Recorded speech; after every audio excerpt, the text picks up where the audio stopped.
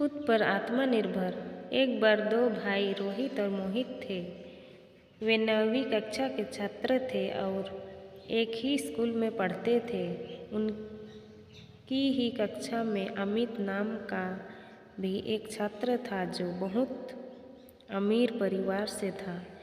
एक दिन अमित अपने जन्मदिन पर बहुत महंगी घड़ी पहनकर स्कूल आया। सभी उसे देखकर बहुत चकित थे। हर कोई उस घड़ी के बारे में बातें कर रहा था कि तभी किसी ने अमित से पूछा, यार ये घड़ी कहाँ से ली?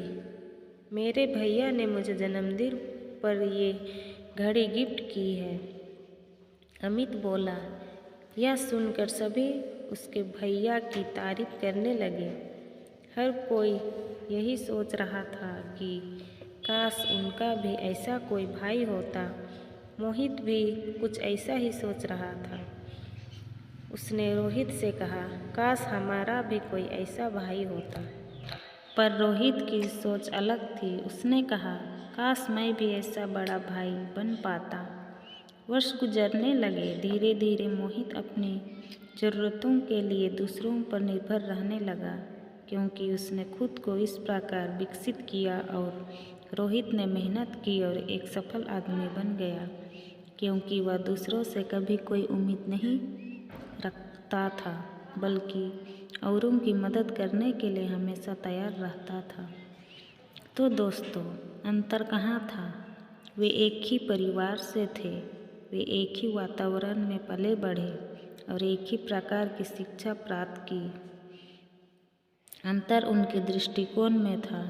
हमारी सफलता और विफलता हमारे दृष्टिकोण पर काफ़ी हद तक निर्भर करती है, और इसका प्रमाण आसपास देखने पर आपको दिख जाएगा।